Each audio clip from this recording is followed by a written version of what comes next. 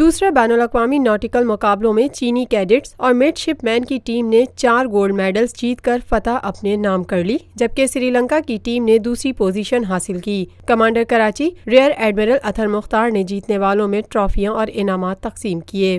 پاک بحریہ کے زیر اہتمام پاکستان نیول اکیڈمی میں منعقد ہونے والے دوسرے بین الاقوامی ناٹیکل مقابلے تقسیم انعامات کی تقریب کے ساتھ گزشتہ روز اختتام پذیر ہو گئے۔ کمانڈر کراچی رئیر ایڈمرل اطہر مختار اس موقع پر مہمان خصوصی تھے۔ 3 روزہ مقابلوں میں چین، سری لنکا، سعودی عرب، متحدہ عرب امارات، پاکستان نیول اکیڈمی اور پاکستان میرینز اکیڈمی کی کل 6 ٹیموں نے حصہ لیا۔ پاکستان نیول اکیڈمی اور پاکستان میرینز اکیڈمی کی کل 6 ٹیموں نے حصہ لیا۔ یہ event naval physical training and sports complex PNS کارساز میں مختلف کیٹیگریز میں منعقد ہونے والے تیراکی اور لائف سیونگ کے مقابلوں اور کراچی بندرگاہ میں ہونے والے سی مین شپ اور کشتی رانی کے مقابلوں پر مشتمل تھا۔ چینی نیول اکیڈمی کی ٹیم نے پورے ایونٹ کے دوران نہایت عمدہ کارکردگی کا مظاہرہ کیا اور مجموعی طور پر پورے مقابلے کی فاتح قرار پائی۔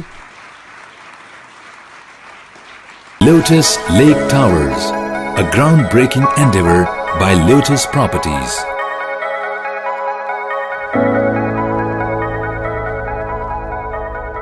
یہ ہے خبر کا جہاں اور آپ دیکھ رہے ہیں TNN TV۔